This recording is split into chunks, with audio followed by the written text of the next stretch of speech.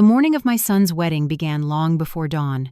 I opened my eyes at 5 a.m., though I had barely slept. The silence of our home in Atlanta felt thick, almost deliberate, as if the walls themselves were holding their breath. I told myself the unease twisting in my stomach was nothing more than nerves, the kind any mother might feel on such an important day. But deep down, something colder stirred, something I couldn't yet name. I sat at my desk in my small home office, the glow of the computer screen washing my face in pale blue light. The spreadsheets in front of me blurred into meaningless lines of numbers. I run a small CPA firm from home. Nothing grand, but it had been enough to put Elijah through college, to cover the gaps that Franklin's salary couldn't always fill. Normally, the comfort of order and calculation would calm me. But that morning, every number looked like chaos. Outside, darkness still blanketed the yard.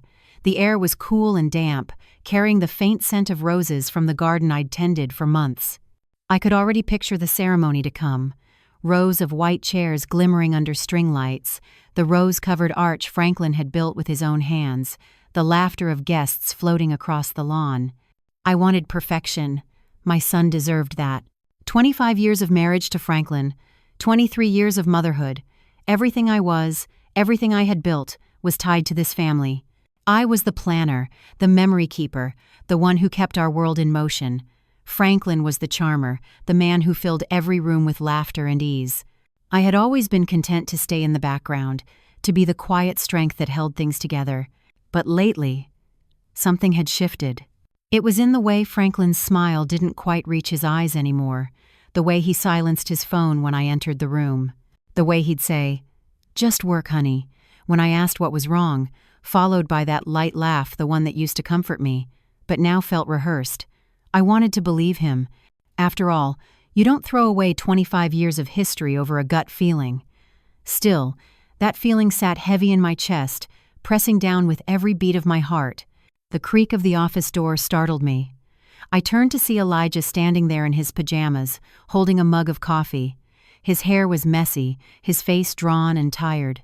He looked far too old for his 23 years, and far too young to be a groom. "Mom, you've been up for hours," he said softly.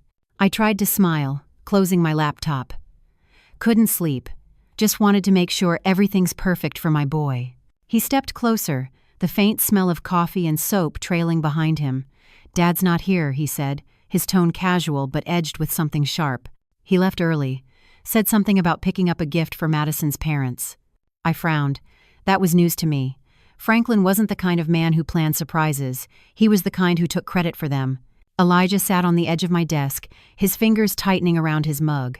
"Mom," he said after a pause, "can I ask you something?" "Of course," I said, forcing my voice to sound light. He hesitated, then looked up, his expression raw and uncertain.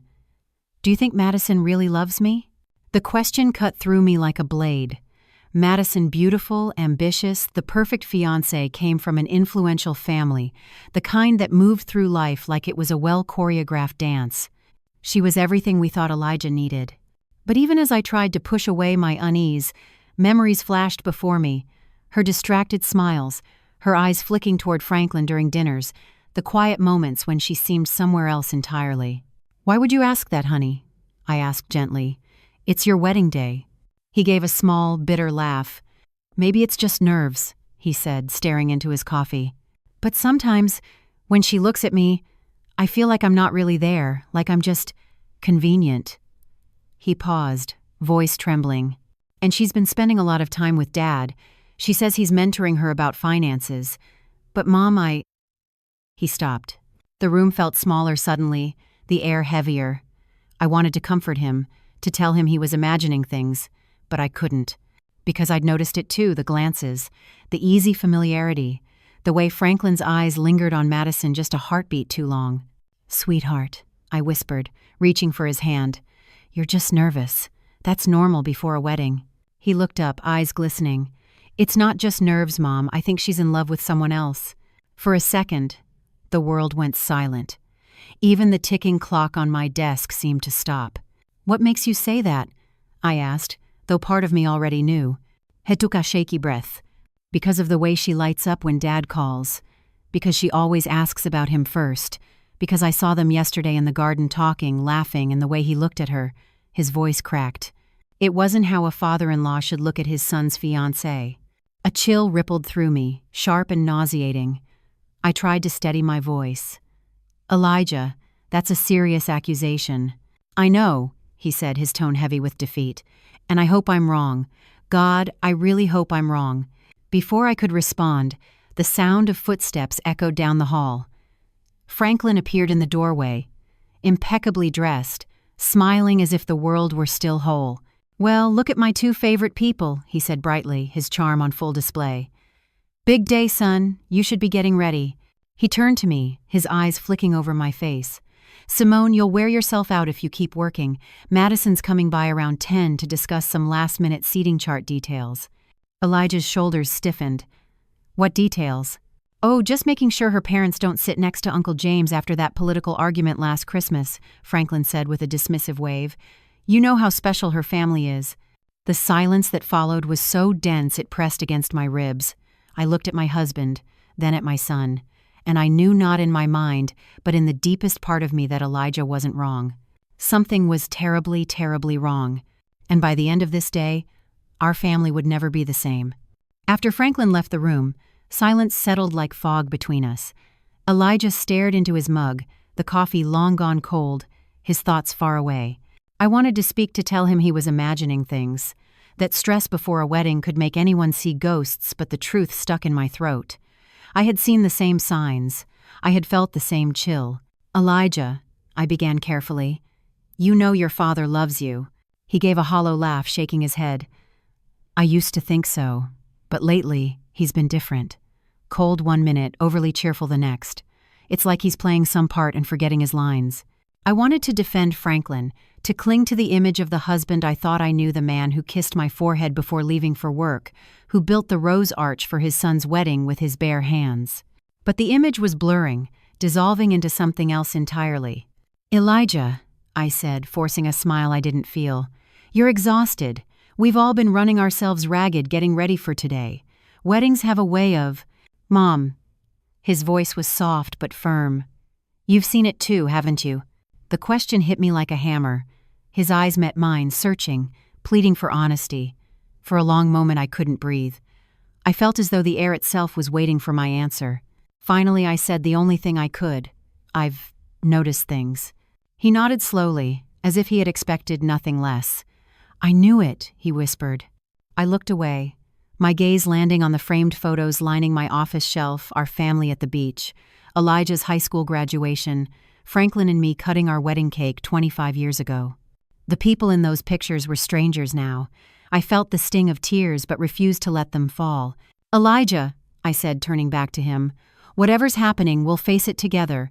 But today is your wedding day. Don't let fear steal it from you." He smiled faintly, though it didn't reach his eyes. "You always try to fix everything, Mom." "That's my job," I said softly. But the truth was, I couldn't fix this. I didn't even know how to begin. When Elijah left the office, I sat for a long time in silence, listening to the house awaken around me. Franklin's footsteps echoed upstairs. The faint hum of the coffee machine filled the kitchen. The morning sunlight crept slowly across the floor, touching everything except the shadow in my chest. By 8 o'clock, the house was a flurry of preparations. Florists came and went. The sound of laughter drifted from the backyard as the decorators finished stringing the lights. I moved through it all like an actor hitting her mark, smiling, nodding, pretending everything was fine. But inside, my thoughts churned. Franklin had left early, supposedly to pick up a gift for Madison's parents. Yet something about that story didn't sit right. He was never the kind of man who cared much about thoughtful gestures. He was the kind who liked to appear thoughtful when people were watching. I poured myself a cup of coffee and stood at the kitchen window, staring at the garden. The arch glistened with dew, the white roses heavy with moisture. It should have been beautiful. It should have filled me with joy. Instead, I felt something close to dread. I thought of Elijah's words. "She's in love with someone else."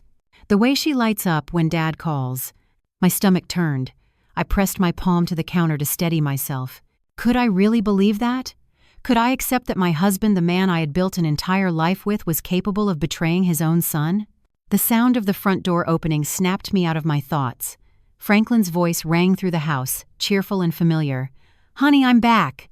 I wiped my hands on a towel, schooling my face into calm before walking toward the foyer. He stood there holding a small gift bag with the Ellingtons' name embossed on it. His shirt sleeves were rolled up, his tie loosened, the picture of casual charm. "Everything okay?" he asked, flashing that easy smile. "Fine," I said.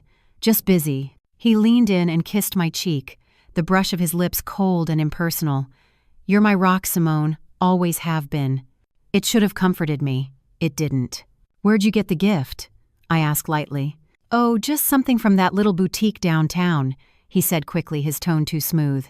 "Wanted to surprise you." He was lying. I didn't know how I knew, but I did. He glanced toward the living room, checking his watch. "Madison will be here soon," he said. "We need to go over a few last-minute details before the rehearsal dinner." My pulse quickened. "I thought we already finalized everything yesterday." He waved a hand dismissively. "You know Madison always wants to double-check." I studied him, memorizing the faint sheen of sweat at his temple, the twitch in his jaw when he avoided my eyes. It was all there, the tells I'd ignored for months. When he disappeared down the hall toward the living room, I stayed frozen in place, the mug trembling in my hand. There was something happening right under my roof, something I couldn't yet name but could no longer deny. And for the first time in 25 years, I wasn't going to look away. The house had never felt so alive and yet so hollow. The decorators moved through the halls with laughter and purpose, but beneath that cheerful noise, I heard something else, an undercurrent of unease that seemed to hum just beneath the surface. Or maybe it was just me, straining to hear what wasn't being said. By mid-morning, the sunlight poured through the tall windows, turning the white roses in the garden into small mirrors of light. Everything looked perfect, but perfection had never felt so false. I found myself glancing at the clock every few minutes, counting down to 10 the hour Franklin said Madison would arrive. I told myself I wasn't going to spy, that I wasn't that kind of woman.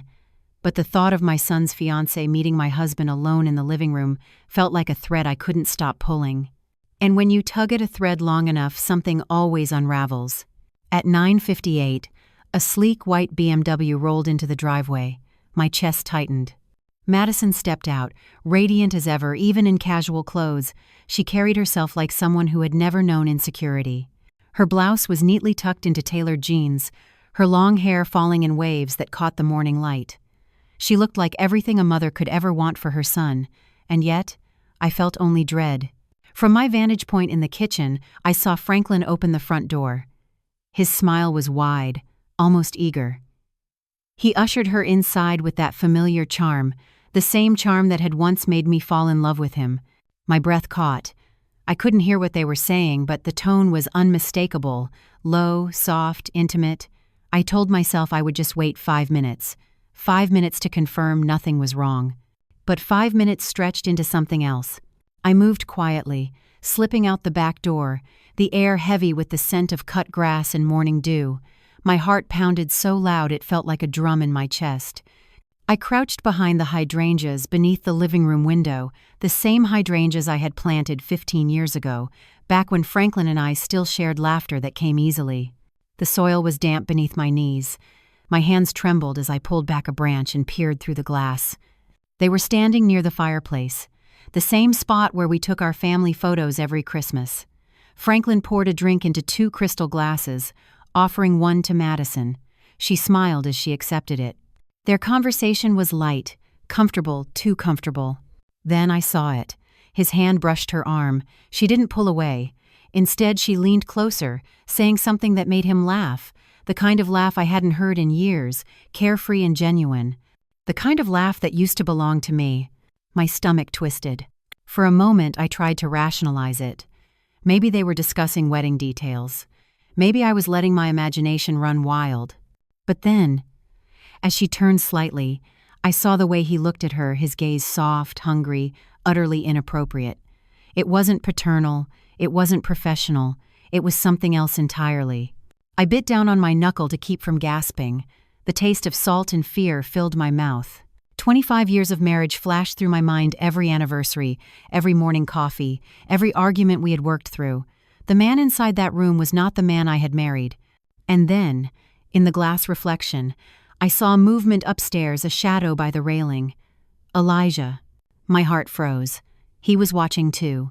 He stood there motionless, half hidden by the banister, his expression unreadable. The realization struck me like a physical blow.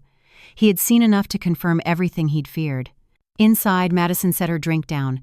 She stepped closer to Franklin. Her hand rose to his chest, her fingers tracing the edge of his collar.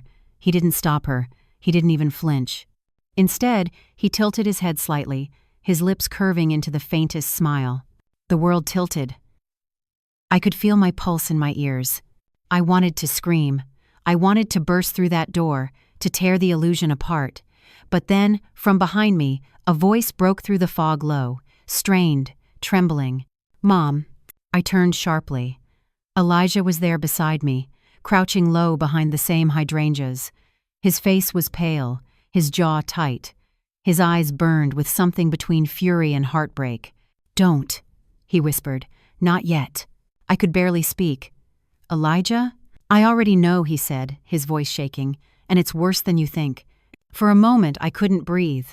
The words hung between us like smoke, heavy and suffocating. I wanted to pull him into my arms, to protect him from what he'd seen, but it was too late. The truth had already taken root.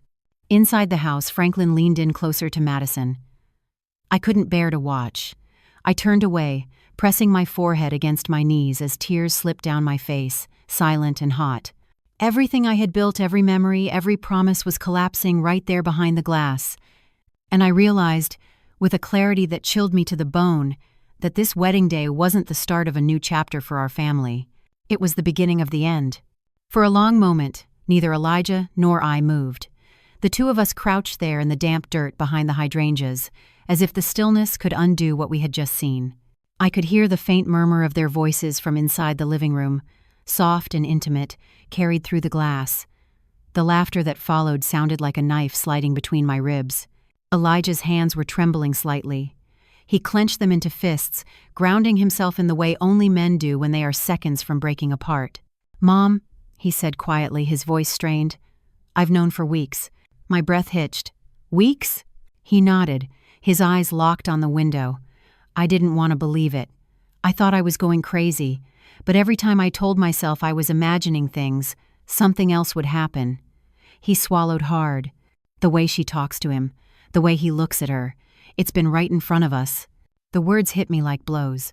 All the late nights, the hushed phone calls, the new cologne he'd started wearing, things I'd brushed aside now gathered into a single terrible truth.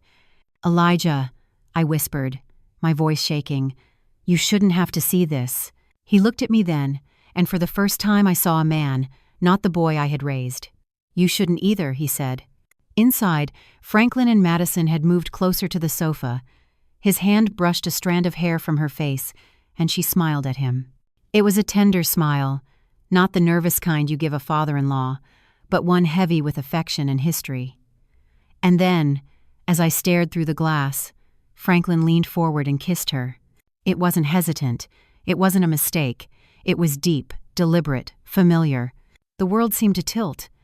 My knees nearly gave out, and I might have fallen if Elijah hadn't caught my arm.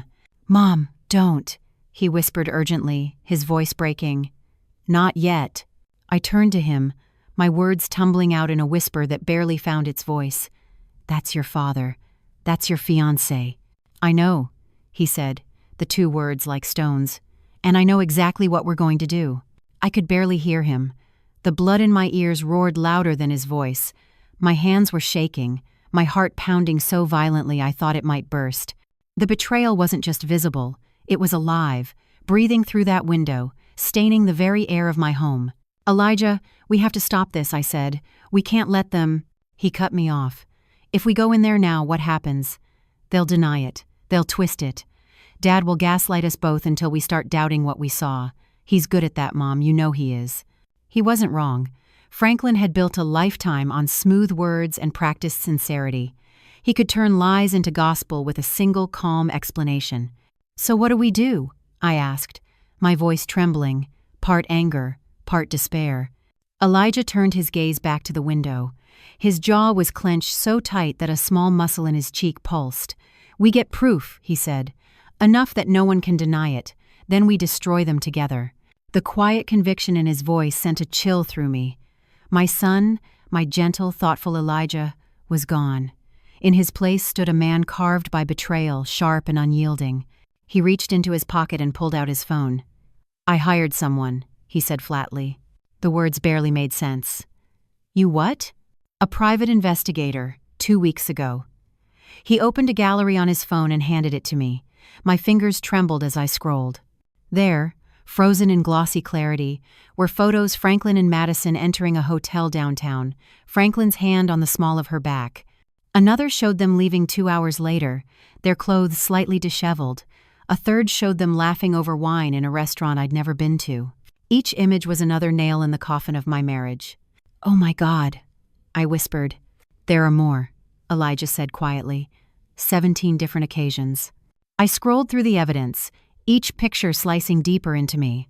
It wasn't a single lapse of judgment, it was a pattern, a routine, a life that had existed alongside mine for months, maybe longer. He pointed at the last photo, Franklin holding Madison's hand in the reflection of a cafe window. "This one was from 3 days ago," he said, "while you were finalizing the menu with the caterer." I stared at the screen until my vision blurred. How could he do this to us? Elijah's voice was low, controlled. "Because he thinks he can get away with it." I looked at my son, the same boy I had once held through sleepless nights, and now he was the one holding me together. His eyes were dry, but they carried a rage I recognized, the kind that builds quietly until it has no choice but to erupt. He stood and pocketed his phone. "We don't confront them yet," he said. "Not until the right moment." "Elijah." He turned to me, and for the first time I saw the ghost of a smile. It wasn't warm, it was razor sharp. "I promise you, Mom," he said. "By the time this day is over, everyone will know who they really are." Inside the house, the laughter had stopped. Madison was fixing her hair in the mirror, Franklin's arm draped casually over the back of the sofa. To anyone else, it would look like an innocent scene between family. To us, it was a crime scene in progress. I watched them, the two people I had trusted most in this world, and realized that something inside me had broken for good. The woman who used to forgive, who used to believe in reason and love and compromise, she was gone. In her place stood someone colder, quieter, and infinitely more dangerous. "Tell me everything," I said. And with that, our plan began. The rest of that morning passed in fragments, shattered pieces of time I could hardly keep straight. The sound of laughter from the caterers setting up outside, the faint hum of string lights being tested again, the low rumble of Franklin's voice drifting through the house, casual and self-assured, as if nothing at all were wrong. But I knew now that everything was wrong. Every corner of this home, every memory embedded in these walls felt poisoned. After Elijah showed me those photographs, he disappeared upstairs, saying only, "I'll handle the rest." I wanted to ask what he meant, but I didn't. There was a steel in his voice I hadn't heard before, a determination so absolute that I feared breaking it with even a single question. So, I stayed behind, waiting, watching. From the kitchen window, I saw Franklin and Madison walking along the garden path. They stood near the rose arch I had built with my own hands, the arch meant to bless their union. I couldn't hear their words, but I didn't need to. His body leaned toward hers. Her laughter came soft and easy. They looked like lovers stolen from another time, lost in a moment that had no place here. I felt sick. 25 years of marriage had taught me the smallest nuances of Franklin's body language. The tilt of his head, the rhythm of his gestures. He was in control, charming, disarming. I had seen him use that same confidence to win clients, soothe arguments, charm teachers when Elijah was a child. I had once admired it. Now, it repulsed me. Every touch, every smile, every whispered word between them felt like a desecration. I stood at the sink, gripping the counter so tightly my knuckles turned white. My reflection in the window stared back at me, a woman hollowed out by betrayal, her face pale and her eyes darker than she remembered. And then, from behind me, I heard the creak of the back door. "Elijah?" I turned, startled. He stepped inside quietly, dressed now in a crisp white shirt and dark slacks, the kind of outfit a groom might wear before slipping into his suit. But his expression was anything but serene. His jaw was locked, his eyes sharp and alert. "They're still in the garden?" he asked. I nodded. unable to find my voice. "Good," he said softly. "Aisha's on her way." For a second, the name didn't register. "Your Aunt Aisha?" I whispered. He nodded. "She's been helping me. She's the one who took the photos." I felt my knees weaken. My sister, my own blood, had known. "Why didn't she tell me?" "Because I asked her not to," he said quietly. "You deserved proof, Mom, not rumors." I wanted to be angry, to feel betrayed by the secrecy. But all I felt was an aching gratitude for him, for her, for anyone who had believed enough in the truth to hunt it down. "What are you planning, Elijah?" I asked carefully. He looked at me then, his expression unreadable. "The truth," he said. "I'm planning the truth." He walked past me, pausing only to glance out the window toward the hydrangeas that still hid the view of the living room. "We'll wait until the right moment, then we make them face it." "Elijah!" I started, but he raised a hand. "No more pretending, Mom," he said. "You've been protecting him for too long. We both have." The words stung because they were true. I had spent years covering for Franklin's selfishness, excusing his absences, ignoring the small lies that had slowly hollowed out our marriage. I had called it loyalty, but it was fear. And fear was done ruling my life. Outside, the sunlight shifted, turning the rose petals golden.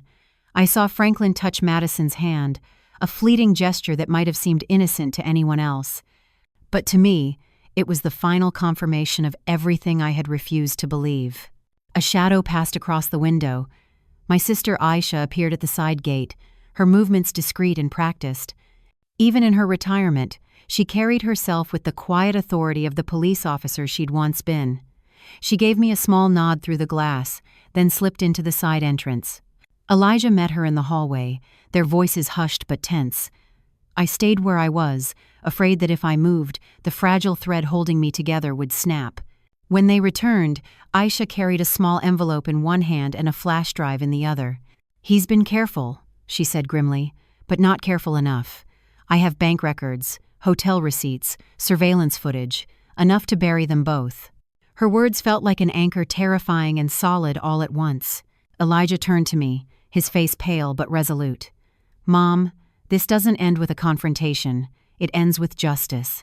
I looked between my son and my sister, the two people still standing in the wreckage of my life, and I realized there was no turning back. "Then let's finish it," I said. My voice was calm, but it didn't sound like mine anymore. Through the window, the last image of my old life played out in cruel irony. Franklin brushing a petal from Madison's hair while she laughed, the morning sun catching in her engagement ring, the one Elijah had bought her. And behind the hydrangeas where I stood, the woman I had been faithful wife, loving mother, dutiful homemaker, was gone. In her place stood someone else entirely, someone who was done being silent. We gathered in the little office that had always been my sanctuary, the room where I balanced ledgers and life, where numbers once felt like anchors rather than accusations. Now it felt like a war room. Aisha set her laptop on the desk, flipped it open, and switched off the lamp so the screen glowed like a small, inevitable Sunday. The evidence she'd brought lay between us. Bank statements, hotel receipts, photos, and a neat stack of paper with dates and annotations in her precise, no-nonsense handwriting. My hands found the edge of the desk and gripped it as if it could hold me upright. Elijah sat opposite me with a focus that made him seem years older, his jaw firm, the quiet tremor gone. For the first time since that early morning, I felt less like a bereft widow of my former life and more like a partner in something that might restore order, if only justice could be a kind of order. Aisha scrolled through the files and spoke with the even cadence of someone used to hard facts. "He's been doing this for years," she said. "Small cash withdrawals, loans taken against your retirement, regular transfers to an account linked to a woman named Nicole Jenkins. It's systematic plan to avoid notice. Whoever's been watching the books would see the pattern in a minute. Whoever hasn't would call it coincidence." I nodded, breath shallow. Every word cataloged betrayal and theft. The pension I had built through late nights and scrimped lunches, the safety net that had felt so real, had been infiltrated. Stolen. Siphoned away in increments clever enough to keep us from noticing until it was nearly gone. "Elijah," Aisha continued, "the PI caught them together a dozen times in 3 different cities. Hotels, restaurants, jewelry stores, the receipt trail is extensive. Madison's embezzlement at her firm lines up with a number of untraceable transfers. She has been using shell accounts. Franklin has been making cash withdrawals and paying in cash to hide the paper trail. But we have enough. Photos, receipts, bank statements, and now the DNA results that link him to Zoe. I felt the air press in on me. Zoe, another person I had never met, a child of my husband's secret. The word daughter made the whole thing heavier. Aisha's face softened for a second when she mentioned the DNA, then hardened. If we want them stopped, we have to be surgical. Public humiliation is one route, but it can backfire. People sympathize with the person who cries loudest. We need incontrovertible proof presented in a way that leaves no room for manipulation. Elijah's voice was steady. Public is right, he said. He's a smooth talker. If we handle this privately, he'll play the victim. He'll say I'm controlling. You're overreacting. He'll charm his way out. But if we present everything, photos, financials, the DNA where it can't be spun, then there's nowhere to hide. He tapped the flash drive Aisha had given him. We can do it at the reception. Everyone will be there. Family, friends, her parents, Judge Ellington. They both love their reputations. The shock will break them. I should have recoiled at the thought of making my son's wedding the theater of our ruin. Weddings are sanctuaries where we gather in hope, not evidence. But the betrayal had already desecrated that sanctuary. The ceremony could be the place truth cured the wound, rather than allowing the lie to metastasize. Aisha's eyes met mine, cool and pragmatic. We don't want violence, chaos, or false accusations. The goal is accountability. I've arranged an approach, a discreet projection during the slideshow they've planned. The usual baby photos and sentimental montage will be the perfect guise. When the moment is right, we replace it with the evidence time-stamped photos, transaction records, the DNA summary. It'll be documented, public, and immediate. If the police need to step in, they'll have a case to act on. If the Ellingtons try to suppress it, their own status will force them into the light. A cold calculation settled over me, but it wasn't cruel. It was necessary. The woman in me who used to forgive without boundaries had been eroded by lying lips and forged signatures. What remained was a hunger for truth and safety for my son. That hunger wasn't pretty, but it was mine. Elijah, I said quietly. What about Zoe? What do we do about her? She didn't ask for any of this. He closed his eyes for a moment, then opened them with a softness that almost undid his resolve. We find her. We tell her the truth in a safe space. We give her choices. She's not collateral. She's family, whether he ever wanted to be honest about it or not. He reached for my hand across the desk. We'll protect her. Aisha nodded. And legally? I can call my contact in the prosecutor's office to ready a complaint. If Madison's been embezzling, we'll need to move quickly. Evidence disappears. If Franklin has forged signatures and drained accounts, we have to freeze assets and secure the documents. It's messy, but it's doable. The plan was clinical, like surgery. It required timing, patience, and the iron nerve to stand in the light while everything we'd built fell apart. For a beat, I felt the weight of what we were about to do, the public spectacle, the family fractured beyond recognition, the inevitable whispers that would follow me everywhere. But then I thought of the private, quiet theft of my future, the empty dinners where his absence had been comfortless, the way he'd smiled at another woman on the eve of our son's wedding. That thought was a splinter that wouldn't let go. I let out a breath that shuddered into a small laugh, humorless and raw. We're doing this, I said. We're going to pull back the curtain. Elijah's eyes were steady and fierce. Yes, but carefully. No theatrics without proof. No impulsive confrontations. We make them answer where it matters most, where everyone is watching. Silence settled as we all weighed the gravity of the choice. The lamp on the desk hummed faintly. Outside, the garden preparations continued unaware, strings of lights blinking like insignificant stars. Inside, everything had changed. For a long time, I had been the keeper of small things, the dentist appointments, the mortgage payments, the grocery lists. Today, I became something different. A woman who would no longer be quietly exploited, who would hold the ledger of truth in public, who would demand restitution not only in money but in honesty. Aisha closed the laptop and slid the flash drive into my purse. When you want to trigger it, I'll be backstage, she said. One push of a button and the slideshow does the rest. I'll have 2 officers ready if things escalate. We'll be discreet but decisive. I felt the weight of the drive like a small stone of terrible promise. I thought of the arch of roses outside, of all the plans and hopes pinned to this day. I thought of Elijah, standing at the altar soon, and of whatever would remain of him after the truth landed. I swallowed. "Tell me what to say," I murmured. "Help me be precise. Help me be brave." Aisha's hand found mine. Her grip was firm, not soft.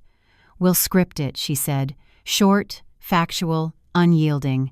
No accusations without evidence. You'll read the facts. The projection will show the rest. And when it's done, we'll move to the legal steps. Are you ready to do this in front of everyone?" I thought of the woman I had been, of the quiet compromises I had made to keep a family intact, and how those compromises had been used to rob me blind. My throat tightened with something like righteous fury. "Yes," I said. "I'm ready." We spent the next hour rehearsing the timing, the words, the exact second Aisha would press play. Each detail tightened the plan's jaw until it couldn't move. Outside, the party continued its preparations, unaware that the day's most remembered moment would not be vows or cake, but a revelation. When at last we left the office, I felt a strange lightness under the crushing weight. This was terrible. This was public. This was the end of the life I had known. But it was also the beginning of something else, something honest, however painful. And as I walked back through the house, past the arch of roses and the string lights that twinkled like small indifferent stars, I felt the old self inside me fracture and the new self harden into resolve. We were ready. The night before the wedding, sleep refused to come. Every creak of the house felt amplified. Every whisper of wind scraping against the windows sounded like a warning. I sat in bed, staring at the ceiling, the faint glow of the streetlight casting thin lines of light across the room. Franklin slept beside me, his breathing deep and even, as if nothing in the world had shifted. He looked so peaceful, so ordinary that for a fleeting moment I wondered if I had imagined everything. But then I remembered Madison's laughter in the garden, the photos Elijah had shown me, the forged signatures on our retirement paperwork, and the whispers Aisha had shared. Reality came crashing back like a wave. Aisha had called late that night, her voice firm and low. "There's more," she said. "I found something that doesn't fit the pattern." I slipped quietly out of bed, wrapping my robe tightly around me, and went to the office. "What is it?" I whispered. "The name on the old transfer log's Nicole Jenkins. It's not random. She worked with Franklin 15 years ago at his old firm. She left suddenly, no explanation." My stomach twisted. "And? She has a 15-year-old daughter," Aisha said. "Her name's Zoe. There's no father listed on the birth certificate, but I checked the payments. They started the month after she left the company. Monthly, regular, disguised as consulting fees." I pressed a hand to my chest. "You're saying—" "I'm saying you might have a niece you never knew about," Aisha said softly. "Or more likely, Franklin has a daughter." For a moment, I forgot how to breathe. The floor seemed to fall away beneath me. I sank into my chair, the wood cold against my skin. 15 years, I whispered. All this time. "I'm sorry, Simone," Aisha said, her voice quiet now. "I ran the preliminary DNA test. The probability of paternity is over 99%. The world blurred around me. The numbers on my desk, the ones that once comforted me now, mocked me with their precision. Franklin had built an entire second life right under my nose. He wasn't just cheating with Madison. He had been lying to me for 15 years, paying for a child I never knew existed with our money. The silence stretched. Aisha didn't push. She knew the gravity of what she had just revealed. I felt anger ignite somewhere deep in my chest. Not the sharp, sudden kind, but a slow, consuming flame. It wasn't just betrayal anymore. It was theft, deception, and humiliation woven together over decades. "I need proof," I said finally. "Something undeniable." Aisha hesitated. "Are you sure you want to see it?" "Yes." The next morning, she met me in the driveway before the chaos began, a manila envelope in her hand. Inside were photographs Nicole standing in front of a modest home 2 towns over, a teenage girl with dark, intelligent eyes standing beside her. The girl's expression was open, curious, a faint smile on her lips, but it was the eyes that stopped me cold. They were Franklin's eyes. I sank against the car, the envelope clutched to my chest. "Oh God," I whispered. "She looks just like him." Aisha nodded grimly. "She does, and she's about the same age as the payments. How close do they live?" 20 minutes, Aisha said. "He's been seeing them regularly.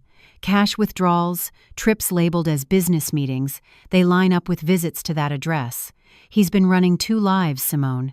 I closed my eyes, fighting the dizzying nausea that crept up from my stomach. 15 years.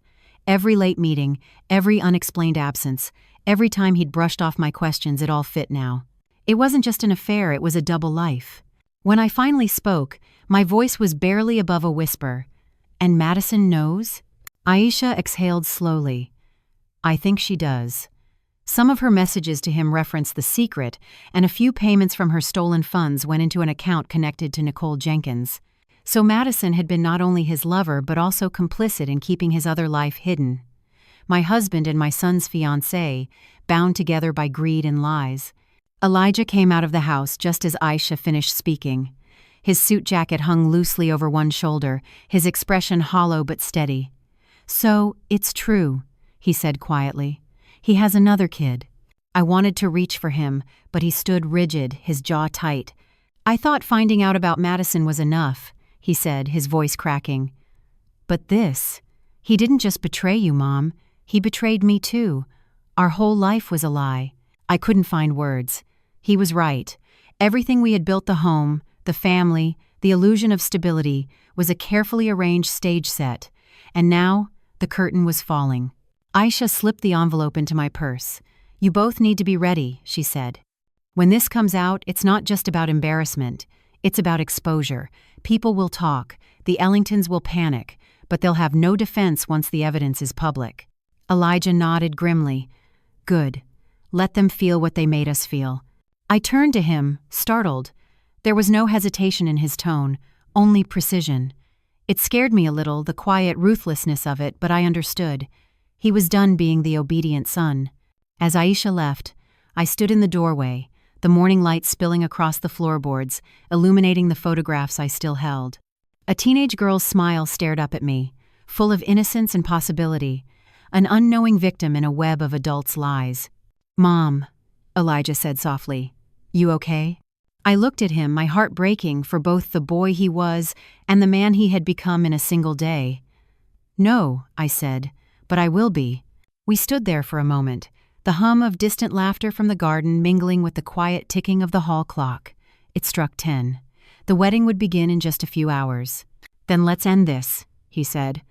And for the first time since the morning began, I felt something close to clarity. This wasn't a family anymore, it was a crime scene dressed in flowers. And we were done pretending it was anything else. The hours leading up to the wedding passed in a haze of forced smiles and trembling hands. I moved through the house like an actress caught in a nightmare, dressed in silk, painted with calm but hollow behind the eyes. Every time someone asked if I was excited, I nodded and said yes.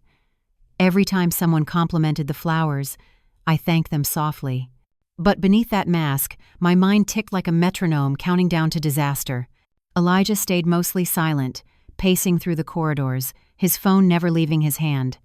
When I caught glimpses of him, he looked more like a soldier preparing for battle than a groom waiting for his bride. He was calm, focused, deliberate, every movement precise. He'd spoken to Aisha that morning, finalizing the logistics. She had arrived early, disguised in a crisp catering uniform, her calm presence a quiet anchor amid the storm. The plan was brutal in its simplicity. During the reception, the projector meant for the sentimental slideshow would play something else, the truth. Images, documents, financial statements, the DNA results, a clean clinical exposure of everything Franklin and Madison had tried to hide. Every time I thought about it, a shiver ran through me, not of fear, but of inevitability. I was terrified of the explosion that would follow, but the fuse had already been lit long ago. By noon, guests began arriving. The estate that had once been our family home shimmered with decorations and laughter. The scent of roses and champagne filled the air. Children ran across the lawn while relatives hugged and caught up under the white canopy. Franklin stood among them, shaking hands, charming as ever. His smile was so genuine it made me sick. He kissed the cheeks of old friends, cracked jokes with distant cousins, and even bent down to adjust the bow tie of a small boy who called him Uncle Frank. Watching him, I felt a strange detachment, as though I were observing a stranger inhabiting my husband's skin. He caught my eye once across the crowd, and for a split second, his expression faltered. He must have seen the calm fury in my gaze, the quiet knowledge he hadn't yet accounted for. But then, just as quickly, he recovered, lifting a glass of champagne and a small toast before turning away. I wondered what lies he'd told himself to justify what he'd done. Did he believe that love excused cruelty, that secrecy equaled protection? Or had deceit become so natural to him that it no longer felt wrong? "Mom!" Elijah's voice broke my thoughts. He stood beside me, his tie perfectly knotted, his eyes unreadable. "It's all ready. The files are loaded. The slideshow will start right after the vows."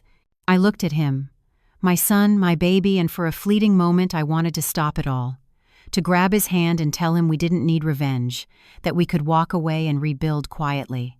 But then I remembered the girl in the photo, Zoe, and the years of my life stolen by a man who smiled while he lied.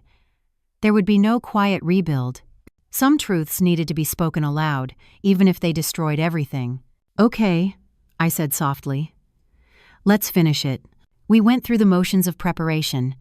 I helped him fix his cufflinks, straightened his boutonniere, and forced myself to smile for the photographer. Every click of the camera felt like another nail in the coffin of our old life. By 3 o'clock, the guests were seated. The string quartet played a soft melody, the kind meant to soothe nerves and mask tension. The sun filtered through the trees, painting everything in gold. It should have been beautiful. It was beautiful, but beauty had become unbearable. Madison arrived soon after, stepping out of her car in a dress that glittered under the afternoon light. She was radiant, flawless hair, perfect posture, the glow of a woman about to marry into a life of comfort and admiration. The guests gasped softly as she appeared at the top of the aisle. She waved, smiling that photogenic smile that had fooled us all. I felt Elijah's hand tighten briefly around mine before he walked toward the altar. He didn't look at her, not once. Franklin escorted Madison's mother to her seat, his hand brushing hers as he whispered something that made her laugh. Always charming, always performing. But his eyes flicked to Madison for a fraction of a second too long, and in that glance, I saw the quiet thread of complicity that tied them together. Aisha, in her catering uniform, moved seamlessly between the guests, setting champagne flutes, adjusting chairs, blending in perfectly. Only I knew what waited behind that calm, efficient exterior. The flash drive, the sequence of files, the moment that would change everything. The ceremony began. The officiant spoke of love, trust, and forever. Words that once meant comfort now felt like poison. I could feel my pulse in my throat as each vow was recited. When Madison repeated the words, "I promise to be faithful," Elijah's expression didn't change, but I saw his knuckles whiten where his hands clasped hers. Franklin's gaze lingered, pride flickering briefly. Perhaps pride in his ability to deceive so thoroughly, to make the world believe this illusion of purity. And I knew then that exposure wasn't enough. It wouldn't just be about showing the world what they had done. It had to strip away every mask, every lie, every pretense they'd built. When the officiant's voice finally reached that pivotal sentence, "If anyone here has reason these two should not be joined in holy matrimony, speak now or forever hold your peace," the air seemed to vanish. For a heartbeat, no one moved, no one breathed. And then Elijah looked up at me, the smallest nod. The signal. I felt my body rise before my mind caught up, my chair scraping softly against the floor. Gasps rippled through the guests as I stood, my hands trembling but my voice clear. "I have a reason," I said. Every head turned. Franklin froze. Madison's smile faltered. And in that perfect, sunlit garden, surrounded by roses, champagne, and the illusion of love, the web of lies began to unravel. The moment I stood, the garden went silent.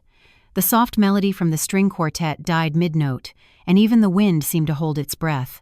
300 faces turned toward me, relatives, colleagues, family, friends, each one caught in that timeless instant between disbelief and scandal. "Simone!" Franklin hissed under his breath, his hand gripping the arm of his chair. "Sit down. You're making a scene." I shook his hand off, my pulse loud in my ears. I think the officiant asked if anyone had a reason this marriage should not proceed, I said evenly, my voice cutting through the silence. I do. A low murmur rippled through the guests.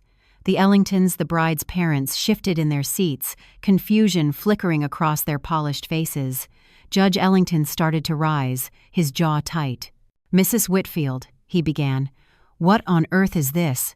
"The truth, Judge," I said, turning to face him. "That's what this is." Behind the altar, the large screen that had been set up for the sentimental slideshow flickered to life.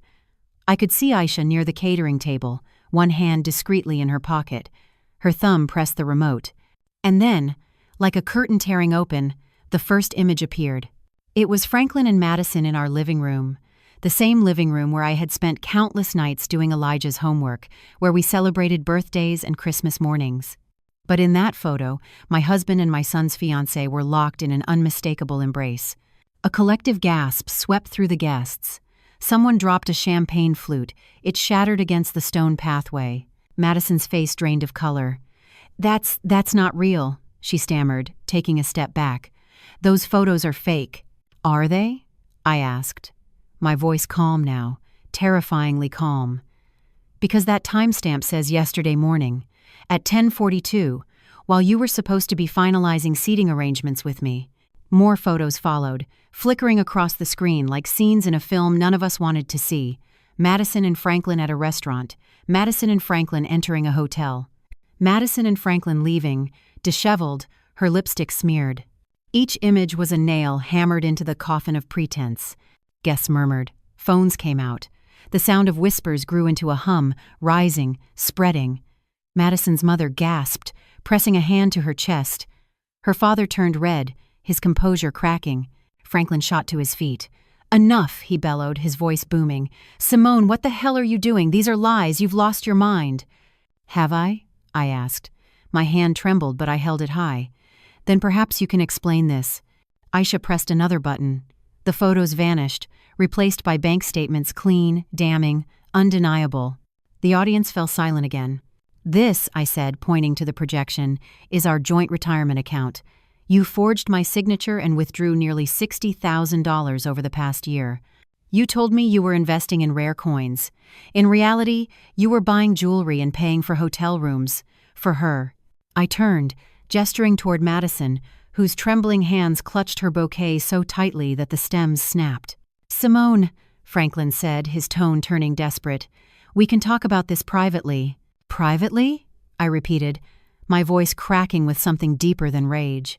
"You destroyed this family privately. You lied privately. You humiliated our son privately. It's time you faced the truth publicly." Gasps turned to a stunned silence. Even the birds in the nearby trees seemed to have gone still. "And as for you, Madison," I continued, stepping forward, "you didn't just destroy my marriage. You stole from your firm. You funded your affair with money that wasn't yours." Her head snapped up. "What are you talking about?" Aisha's voice rang out from the back. "She's talking about these," she said, stepping forward, no longer pretending to be part of the catering staff. She wore her badge now, glinting in the afternoon light. "Invoices for fake consultants, inflated expense reports, transfers to a shell company under your mother's maiden name. We have everything, Miss Ellington." The guests gasped again, louder this time. The Ellingtons looked as if the ground had been ripped from beneath them. Madison's voice trembled. You can't! This isn't—" "Oh, it's very real," Aisha said calmly. "And as of 20 minutes ago, the police have the same file." Franklin turned toward her, his face contorted. "Aisha, for God's sake, you're her sister. You can't be part of this circus." Aisha's expression didn't flinch. "No, Franklin, I'm part of the truth, something you've avoided your entire life." The murmurs rose again, but I wasn't done. My hand went to the small envelope in my purse. My heart hammered as I pulled out the final piece, the DNA results. I stepped forward, my voice quiet but steady. "There's one more thing," I said. "Something even you, Franklin, couldn't hide forever." The screen changed once more. At the top, bold black letters, "Paternity test results." Beneath it, a name, Zoe Jenkins. And below that, the words that made the entire garden gasp aloud. "Probability of paternity, 99.999%. The silence that followed was absolute. Franklin's face went white, then red, then white again. Madison looked between us in disbelief. "This is your daughter, isn't it?" I said quietly. 15 years old. The reason for those monthly payments disguised as consulting fees. The reason you were always working late." He tried to speak, but no sound came. "You've been lying to me for 15 years, I said, my voice breaking.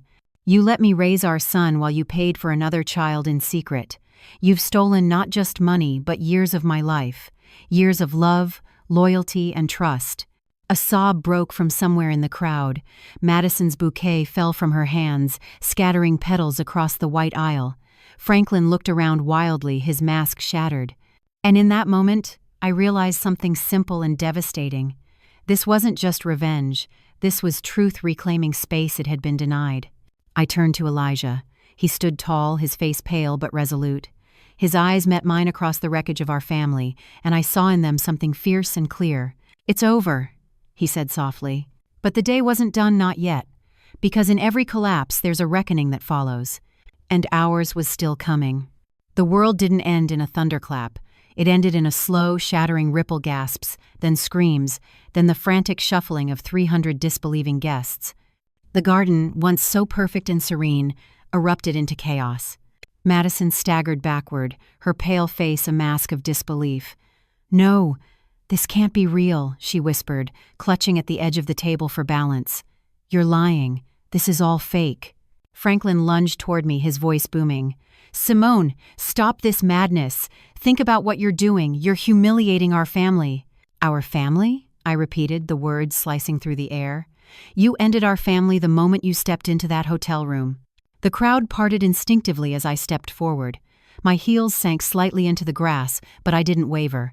Franklin tried to grab the papers from my hand, but Aisha was already moving. She stepped between us, calm and firm, her tone professional but ice-cold. "Don't touch her, Franklin. You've done enough." For the first time, he looked afraid. He wasn't used to losing control of the narrative, of the room, of me. Madison's father, Judge Ellington, rose from his seat, his face ashen. "Is this true?" he demanded, his voice shaking. "Madison, tell me this isn't true." Madison turned toward him, tears spilling down her face. "Daddy, I didn't mean—" "Enough," he thundered. "You have disgraced this family." Her mother sobbed quietly beside him, her hands trembling against her pearls. Franklin spun toward Aisha. "You think this will ruin me? You think I won't recover from this? I have friends in every corner of this city." Aisha cut him off sharply. "Not anymore, you don't. You've forged signatures, stolen pension funds, and committed financial fraud. I've already sent the documentation to the state attorney's office. They'll freeze your accounts by morning." The murmurs of the guests turned into whispers, then into a stunned silence broken only by the clicking of cameras and the hum of cell phones recording every second. Madison's knees gave out, and she crumpled onto the aisle, her white gown spilling around her like a fallen dove in the mud. Her mascara streaked down her face, and when the first flash of a camera went off, she screamed, "Stop filming me."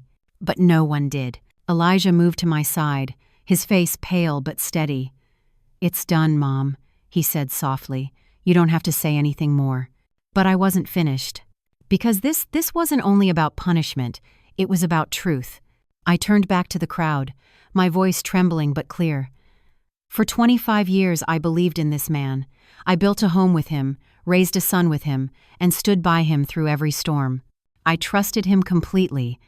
And this, I gestured to the screen, still displaying the proof of his betrayals, is what he did with that trust. So if you've ever wondered what betrayal looks like, here it is. It wears a suit, it smiles for pictures, and it shakes your hand. There was nothing left to say. Franklin stood frozen, red-faced, trembling. Then, without another word, he turned and bolted, literally ran through the garden, knocking over a table of champagne glasses as he went. The crowd gasped again. A few people shouted after him, but he didn't look back. And that's when Aisha moved. She signaled toward the edge of the property, where 2 uniformed officers had been waiting quietly in the shade of an oak tree. They stepped forward, calm but firm, their presence radiating authority. Madison tried to stand, stumbling as she backed away. "You can't do this." One of the officers spoke, his tone measured but cold. "Madison Ellington, you are under arrest for embezzlement and wire fraud. You have the right to remain silent." Her scream pierced the air. "No, no, this is a mistake. I didn't Daddy do something." Judge Ellington just stood there, motionless, his jaw tight, his eyes filled with something beyond disappointment, shame. "You brought this on yourself," he said quietly. The handcuffs clicked around Madison's wrists, the metallic sound echoing through the stunned silence of the garden. The photographer, who had been hired to capture a wedding, now captured a reckoning. Elijah turned to me, his voice soft. "It's over, Mom." I looked around at the shattered guests, at the fallen bouquet, at the rose petals trampled underfoot, and finally, I let out the breath I'd been holding for years. But it wasn't over. Not really. The police led Madison away, her sobs fading as the car doors closed. Franklin was gone, no one knew where he'd run to, and the guests began to scatter, whispers trailing behind them like smoke. As the last of them drifted away, Elijah took my hand. "We did it," he said, though his voice held no triumph, only exhaustion. I nodded slowly. Yes, we did. But as I looked at the wreckage of what had been meant to be a celebration, a strange calm settled over me. The kind that follows storms when the air smells like rain and ashes, and you realize there's nothing left to lose. "I'll meet you inside," I told him quietly. He hesitated. "Are you sure?" "Yes," I said. "There's something I need to do." He nodded and turned toward the house. I stood alone among the ruins, the shattered glasses, the torn petals, the echo of vows that would never be spoken. For a long time I just listened to the silence, feeling its weight settle around me. It was over. The truth had been set free. But the aftermath, the rebuilding, the reckoning was only just beginning. I closed my eyes, let the breeze brush my face, and whispered to no one in particular, "No more lies." Then I turned and walked back into the house, the same house where the betrayal had begun, ready to face whatever came next. The house felt haunted that night, not in a supernatural way, but in the quiet, suffocating emptiness that comes when something sacred has been destroyed. The faint smell of champagne and wilted roses lingered in the air. The string lights outside still glowed, casting soft golden orbs across the lawn that had hours earlier been filled with laughter and applause. Now it looked like a crime scene, glasses overturned, chairs abandoned, petals crushed into the dirt. I sat in the kitchen, still wearing the same dress, my hair undone, my makeup smudged by tears and humidity. The silence was so complete, I could hear the faint hum of the refrigerator. Every sound seemed too loud. Elijah moved quietly around the room, picking up stray plates, closing cabinet doors. He hadn't said much since the police car drove away with Madison in the back seat. His movements were automatic, detached. My heart ached for him. For the boy who had once believed in love and fairness, who had once believed his father was a good man. When he finally spoke, his voice was low. "Do you think he'll come back?" I stared at the dark window where our reflections shimmered faintly. "No," I said. "Cowards never do." He nodded once, without emotion, and set another plate in the sink. We didn't need to talk about what had happened. The images were burned into our minds. Madison's white gown streaked with dirt, the flash of handcuffs glinting under the sundae. Franklin running, his expensive shoes slipping on the grass as the guests stared, the sound of whispers spreading through the crowd like wildfire. Every detail replayed again and again until it no longer felt real. At around midnight, there was a knock on the door. I froze. Elijah looked at me, eyes wide, then went to open it. Aisha stood on the porch, her uniform gone, now dressed in her plain clothes again. She looked tired, older somehow, but steady as ever. "He's gone," she said simply. "Franklin?" I asked. She nodded. He packed a bag from his office and left his car at a gas station near the interstate. Security cameras caught him getting into a cab around 9. "My contact in the police says he hasn't checked into any hotels yet, but it's only a matter of time. They'll find him." I felt my stomach twist. "And what happens then?" "Fraud charges, at minimum," she said. "Forgery, theft, tax evasion, depends how deep the investigation goes. He's made enemies in finance. They'll be happy to cooperate." Her words should have comforted me, but they didn't. Justice sounded so cold, so clinical compared to the ruin left behind. Aisha poured herself a cup of coffee from the pot Elijah had made earlier, her hands steady even as steam curled up around her face. "You did what most people only dream of, Simone," she said softly. "You stood up for yourself." I shook my head. I stood up for a truth that shouldn't have needed defending. Elijah sat down across from me, his expression unreadable. "What happens to Madison?" "Her family's already moving to control the damage," Aisha said grimly. "But the evidence is solid. With the embezzlement and the recorded confession from the ceremony, she's facing prison time even with her father's influence." He nodded slowly, his fingers tracing the rim of his mug. "Good." There was no joy in his voice, only fatigue. Aisha placed a small folder on the table, her voice gentler now. "One more thing, Simone. You should see this." I hesitated before opening it. Inside were a few printed photos, one of a modest brick house, a woman in her 40s standing by the door, and beside her, a girl with dark hair and eyes so achingly familiar it hurt to look. "Zoe. She doesn't know about you yet," Aisha said quietly. "Her mother does. Nicole found out about the wedding when the story hit the local news. She called me this evening." I swallowed hard. "What did she say?" "She wanted to apologize," Aisha said. "She said she never meant for it to go on this long, that Franklin promised her everything would be taken care of discreetly. He paid her bills, her rent, her daughter's tuition. She thought he was protecting everyone." I closed the folder, unable to look any longer. "He was protecting himself," Aisha nodded. "She said Zoe saw the photos online. The resemblance, well, she knows now. She wants to meet you." The words hung in the air like fragile glass. Elijah looked at me, his voice soft. "You'll meet her, won't you?" "I don't know," I whispered. "She's innocent in all this, but every time I think of her, I see him." Aisha reached across the table, her hand warm over mine. "You don't have to decide now." The three of us sat in silence, listening to the faint chirping of crickets outside. The air smelled faintly of rain. Somewhere down the street, a dog barked once and fell silent again. For the first time in 25 years, I was alone. Not abandoned, just finally. Completely alone with the truth. Later that night, after Aisha left, Elijah found me sitting in the living room. The rose arch outside was still faintly visible through the window, its petals bruised and broken, but somehow still standing. He sat beside me, our shoulders barely touching. "It feels strange," he said quietly. "Like everything's over and yet not." I looked at him, at my son who had seen too much too soon, and managed a faint smile. "That's how the truth feels at first," I said. "It destroys before it heals." He was quiet for a moment. "What will you do now?" I thought about it, the ruined marriage, the missing husband, the girl with his eyes living 2 towns over. Then I looked around the house that had held 25 years of memories and lies. I think," I said softly, "I'm going to start over." He nodded, and for a long time we just sat there, 2 survivors of the same explosion, watching the last of the candles burn out. Outside, the first hint of dawn touched the sky, pale and quiet. And though the wreckage still surrounded us, I felt something new begin to take root.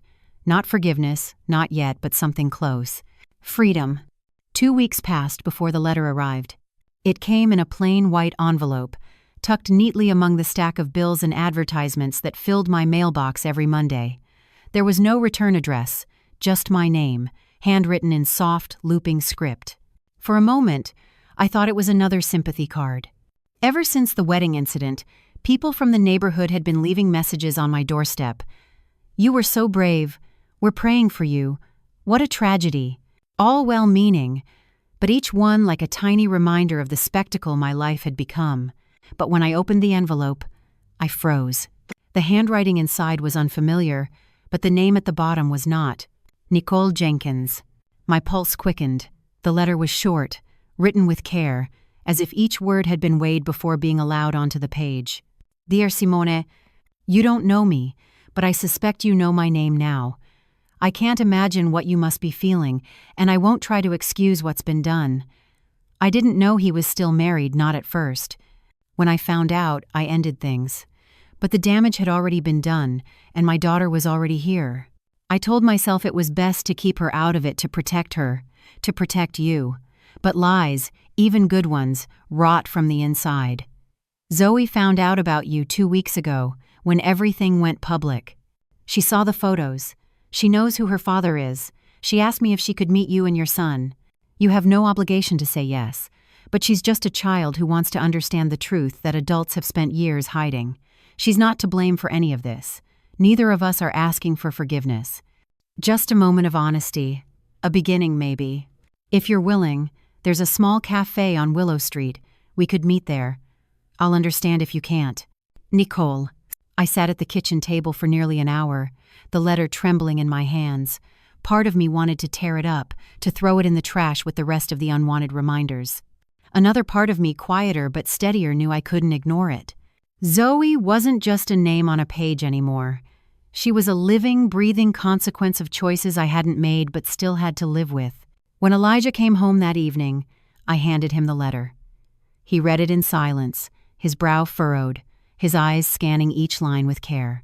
When he finished, he looked up. "You're going to meet her, right?" "I don't know," I admitted. "It's complicated." He shook his head gently. "No, Mom. It's simple. She's my sister."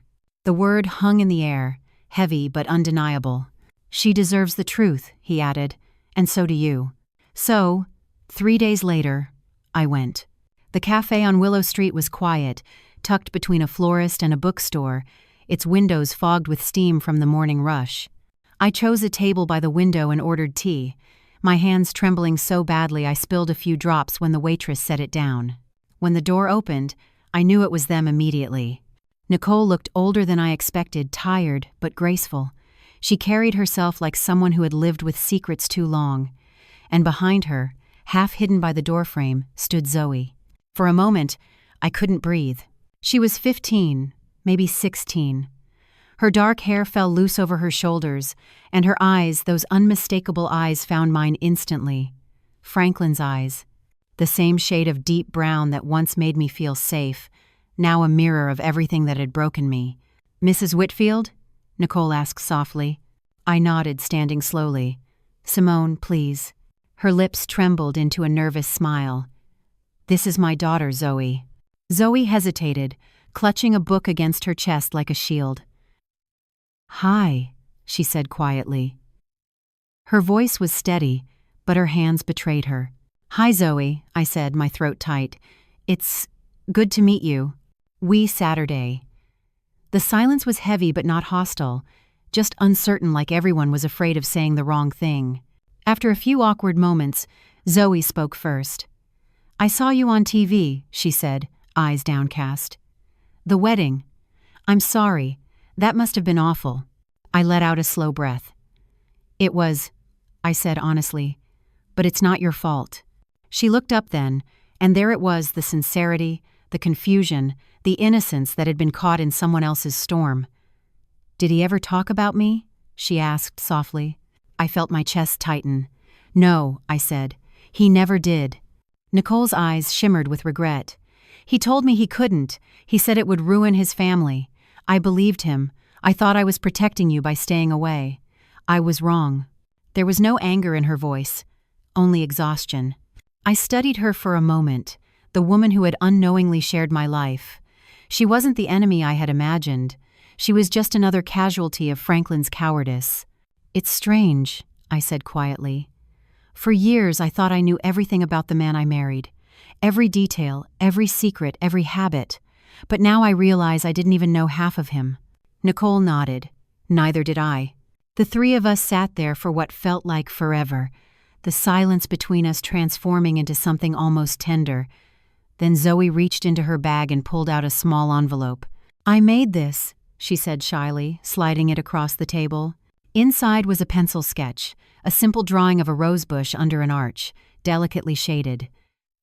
At the bottom, she had written in careful cursive, "For the garden that survived." I stared at it for a long time, my vision blurring. "Thank you," I whispered. "It's beautiful." Zoe smiled just a little, and in that moment, something inside me shifted. Forgiveness didn't arrive like a flood.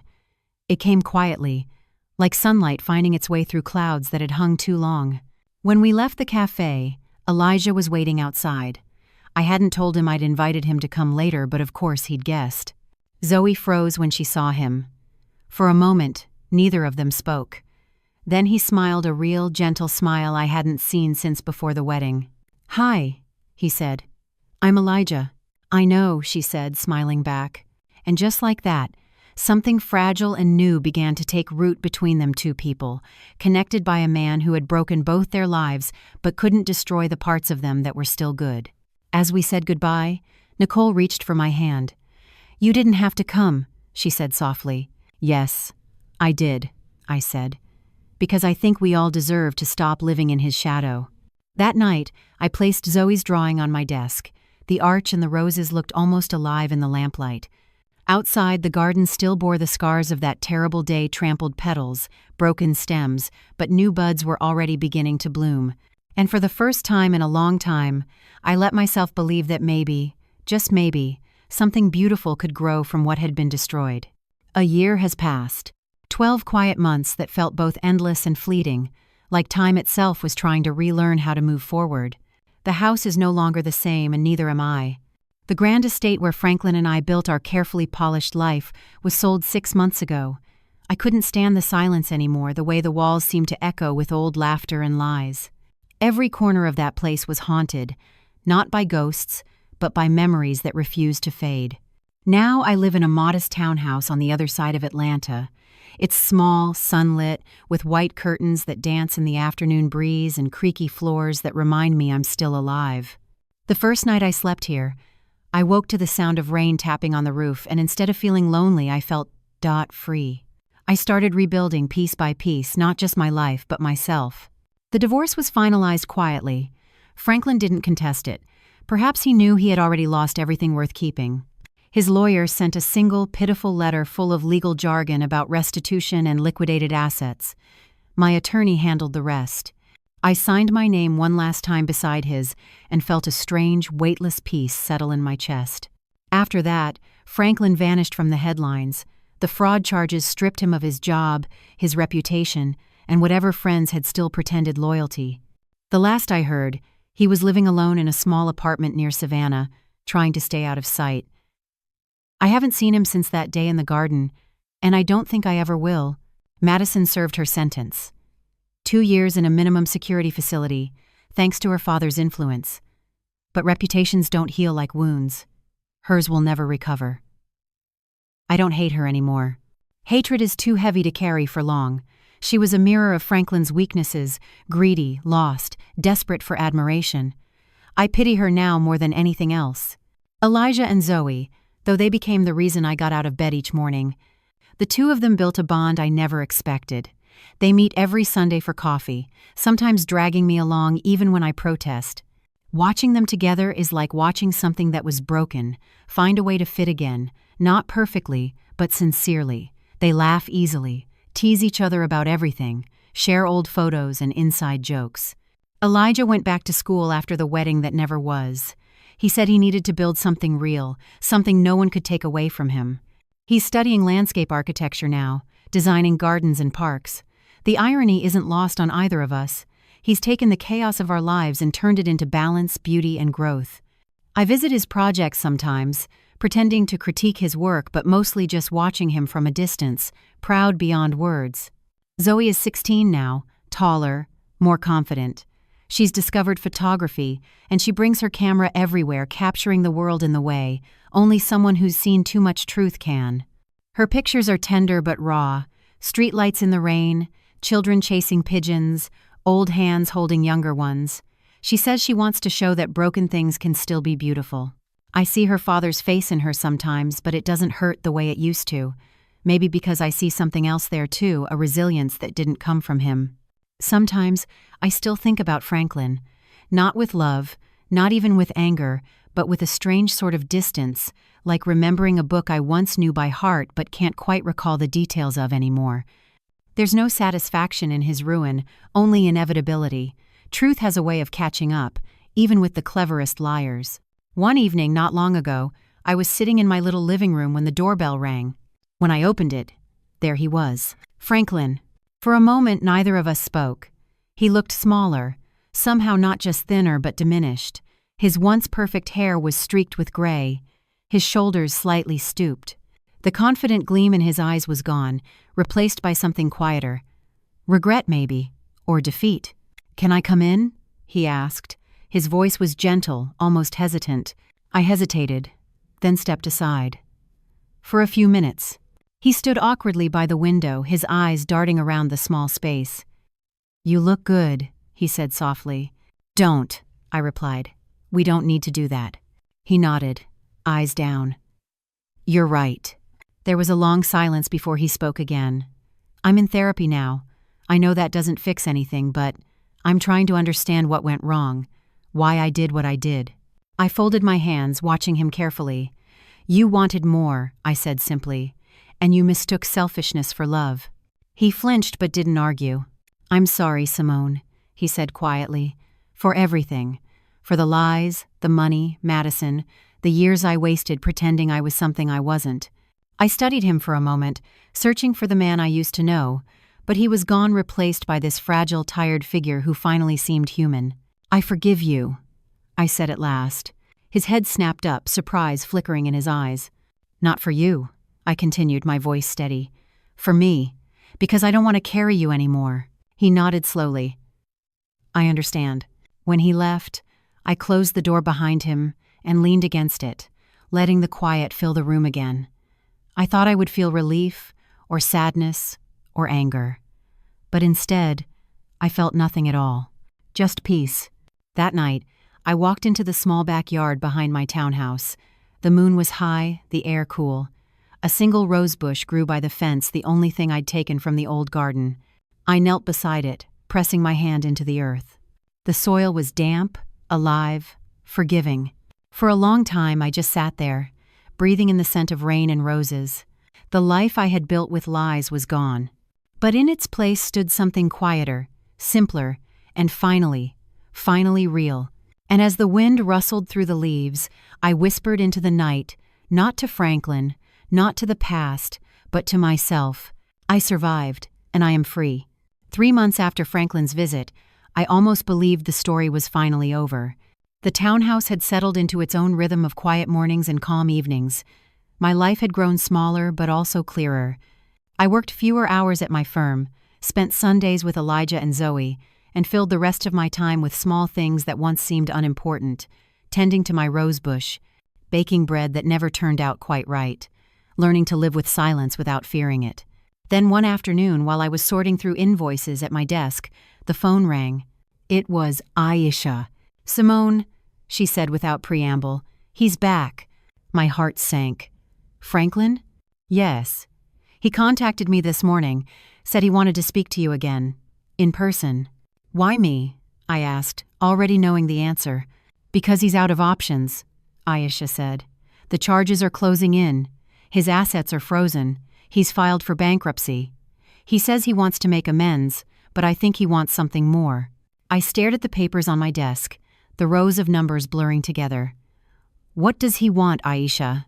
She hesitated. "He says he's dying." I froze. "What?" "Pancreatic cancer," she said softly. "Stage 4. He's got maybe 6 months." For a moment, I couldn't speak.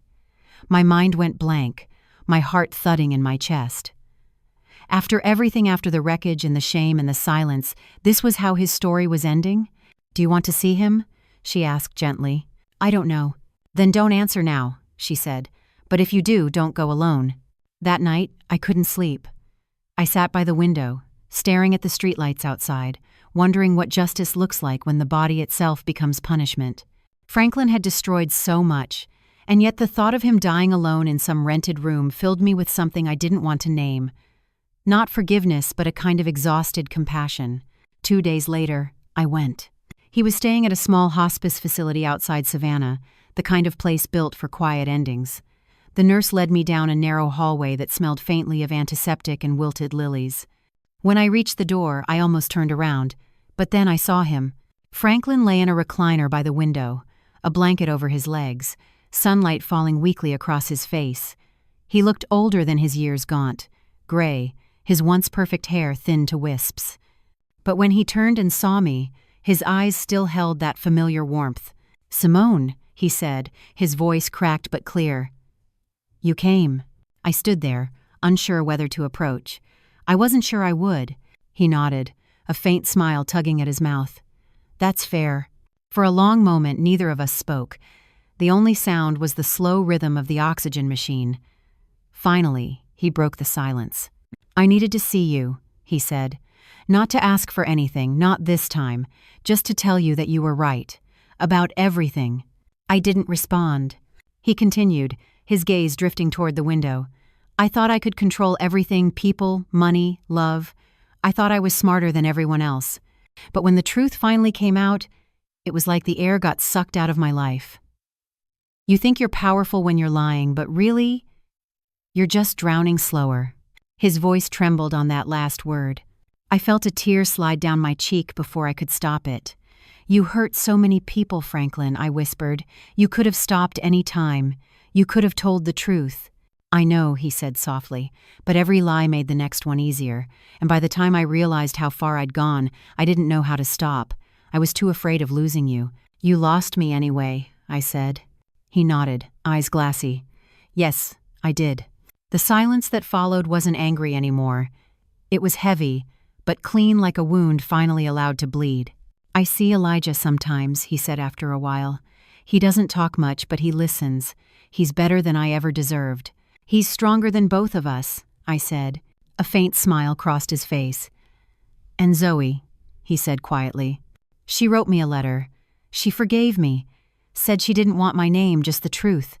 That girl, she has your courage, Simone. Not mine. I shook my head. Don't give me credit for what's hers. He laughed weakly, the sound more breath than voice. Still correcting me, he murmured. For the first time in a long time, I smiled.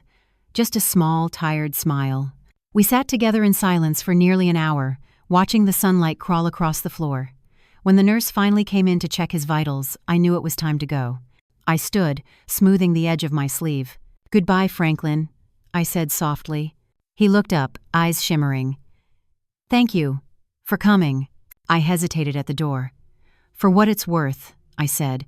I hope you find peace before the end. He gave a small nod. I think I just did. When I stepped outside, the air felt different, warmer, lighter, alive. I walked to my car without looking back. The wind rustled through the trees, carrying the faint scent of magnolias. That night, I lit a single candle on my windowsill. Not for Franklin, not exactly, but for the part of my life that had finally finished dying with him. When I blew it out, the smoke curled upward in a thin gray ribbon, fading into the darkness. The next morning, I woke to the sound of birds outside my window. The sky was a clear, endless blue, and for the first time, I didn't think of him at all. The story was over. It's strange how life settles again after a storm, not in the way it used to be, but in something quieter, humbler, more true. 6 months after my visit to Savannah, I got a call from the hospice nurse. Franklin had passed away peacefully in his sleep. There was no service, no gathering, no eulogy. He was cremated, as he'd requested, and his ashes were sent to me in a plain wooden box with his name engraved in small, almost apologetic letters. For 2 days, I kept that box on the kitchen counter, not sure what to do with it. It felt both too heavy and too light, as though it contained every mistake he'd ever made and none of the man I once loved. On the third evening, Elijah came over. He looked at the box for a long time, then at me. "Do you want me to take care of it?" he asked. I shook my head. "No, he was your father. We'll do it together." We drove out to the lake, the same one where Elijah used to fish with Franklin when he was little. The water was still and glassy, reflecting the dusk like a mirror. I stood there, holding the box, and for the first time in years I felt no anger. Just a tired, quiet kind of gratitude that it was finally done. When I opened the lid and scattered the ashes into the wind, the air caught them gently, carrying them over the lake in a soft gray cloud. Some of it clung to my hand, fine as dust. I didn't brush it off. I let the water take what was left. Elijah put an arm around me, and we stood there until the last of the light faded from the horizon. "Goodbye, Dad," he murmured. And just like that, it was over. The months that followed didn't bring miracles, only small mercies. But sometimes, that's enough. Elijah graduated with honors that spring. When he walked across the stage in his cap and gown, I clapped so hard my hands ached. Zoe was sitting beside me, her camera poised, capturing the moment with quiet reverence. Afterward, we celebrated at a little diner off Peachtree Street. Nothing fancy, just laughter, milkshakes, and the comfort of being together. For once, we weren't a broken family trying to heal. We were something new, something real. Zoe talked about applying to art school. Elijah had already been offered an internship with a design firm. The two of them teased each other like old siblings, effortless, unforced. Watching them filled me with a warmth I hadn't felt since before everything fell apart. Later that night, when I drove Zoe home, she asked, "Do you think people can change?" I thought about it for a moment. "People can try," I said. "Sometimes that's enough, sometimes it's not. But trying means there's still hope." She smiled softly, and I realized she was asking not about Franklin, but about herself, about all of us. The next morning, I walked out into my small backyard. The rose bush by the fence had bloomed again, full, fragrant, defiant. It had survived neglect, storms, and uprooting, yet here it was, thriving. I knelt down and traced one of the petals between my fingers. I thought of everything that had brought me here. The betrayal, the humiliation, the public unraveling of a life I thought I understood. But I also thought of what had grown from it: honesty, strength, a new kind of love between a mother and her children. Maybe that's what healing really is, not erasing what happened, but learning to live alongside it, to let it remind you of what you overcame.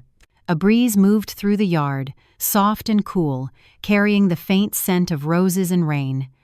I closed my eyes and breathed it in. For the first time in decades, my life belonged entirely to me. No secrets, no shadows, just truth, imperfect, unpolished, but mine. And as I stood there, the morning sunlight spilling across the grass, I whispered the same words I had once said to myself on the worst day of my life, though now they meant something entirely different. "It's over." But this time, the words didn't sound like an ending. They sounded like a beginning. The following spring arrived gently, without ceremony. I woke one morning to birdsong and the scent of damp soil drifting through my open window. The air felt softer, kinder, as if the world itself had exhaled after holding its breath for far too long. When I stepped outside, barefoot and still wrapped in my robe, the rosebush by the fence had exploded into bloom clusters of pale pink blossoms swaying in the breeze, heavy with life. For a moment, I simply stood there, letting the sunlight warm my face. It was strange to think that this small patch of earth, this single stubborn plant, had survived everything with me. Through betrayal, through loss, through nights when I'd almost given up, it had stayed rooted. It hadn't just endured, it had flourished. I spent that morning tending to it, pruning dead leaves, brushing dirt from the petals, whispering soft words to the soil. There was something sacred about the rhythm of it, the simple act of caring for something that asked for nothing in return. When I finished, I poured myself coffee and sat on the back steps. The neighborhood was quiet, except for the occasional passing car and the low hum of life waking up. I thought about how much had changed and how much I had, too. Elijah called around noon. "Morning, Mom," he said, cheerful as always. "I've got news." I smiled into the phone. "Good news, I hope." "The best kind," he said. "They've offered me a permanent position at the firm head of design for urban gardens. I start next month." Pride swelled in my chest, thick and full. "Elijah, that's wonderful. I couldn't have done it without you," he said. "You taught me what it means to build something from nothing." Tears burned behind my eyes, but I didn't let them fall. "You did that yourself, sweetheart," I said softly. "You just needed to remember you could." He laughed.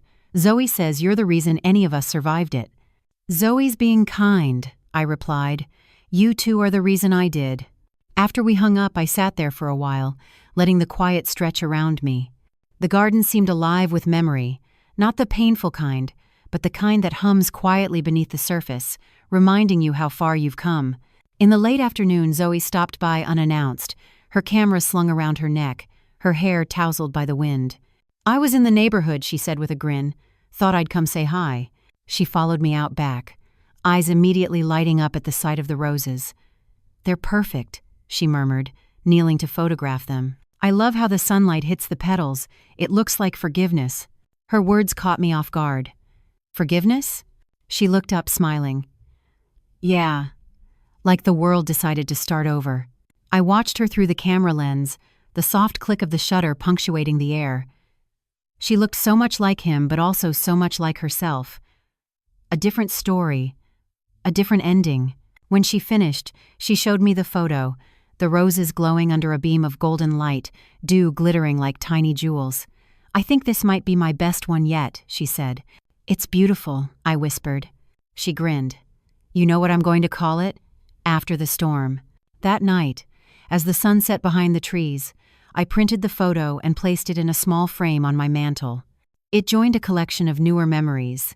Elijah's graduation photo, a picture of Zoe laughing at the lake, and one of the three of us standing together, arms linked, eyes bright. There were no photos of Franklin anymore. Not out of spite, but because he no longer belonged to the story I was still writing. Before going to bed, I stepped outside one last time. The air was cool, carrying the faint scent of roses and rain. I tilted my head back, looking at the stars, and felt something I hadn't felt in years' stillness. No anger, no regret, just peace. I thought of the woman I had been, crouched behind the hydrangeas that day, trembling, afraid, desperate for truth. I wanted to tell her she would survive, that she would find her way back to herself, that someday she would stand in her garden again, not haunted by what she lost, but grateful for what she found. Because sometimes what breaks us isn't the end of the story.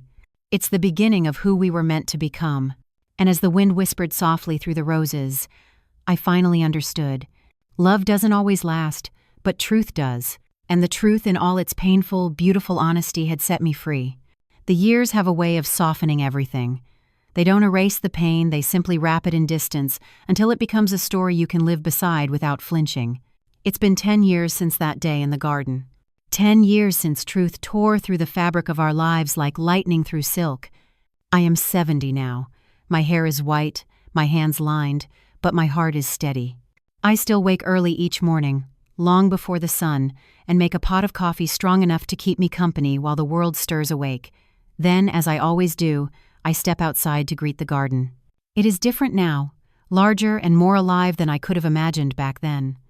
Elijah designed it for me years ago, a gift for my 65th birthday. He called it the Renewal Garden.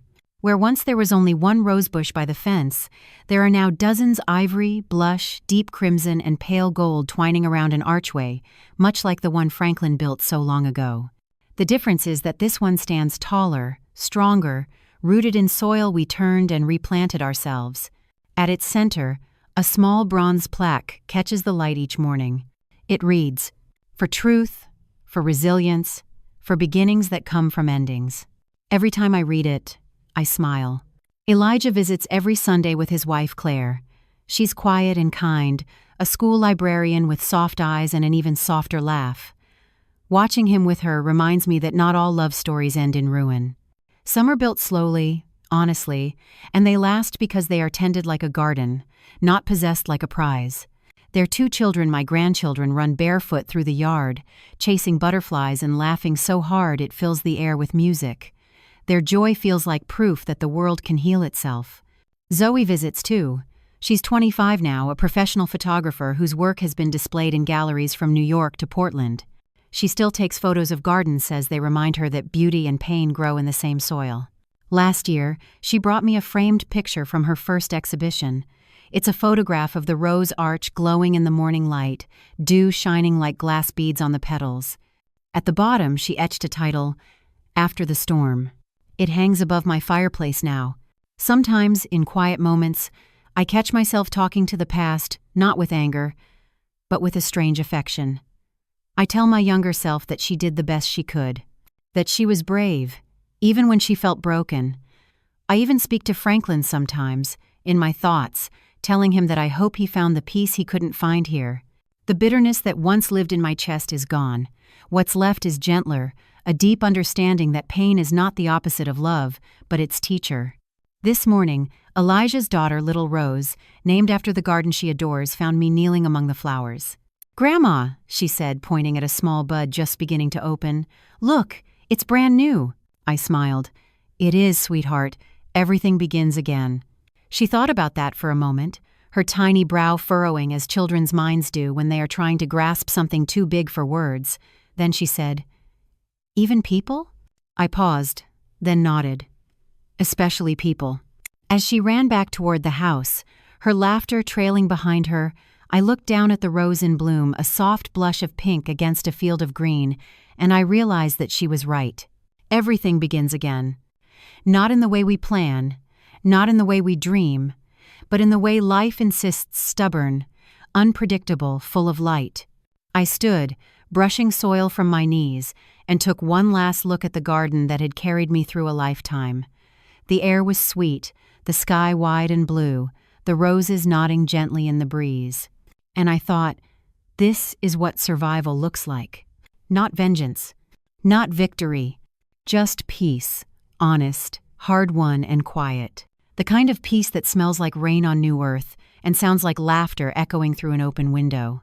As I walked back toward the house, the wind rustled behind me, brushing through the roses like a whisper, soft, forgiving, endless, and I smiled, knowing that the story that began with betrayal had ended, at last, with grace.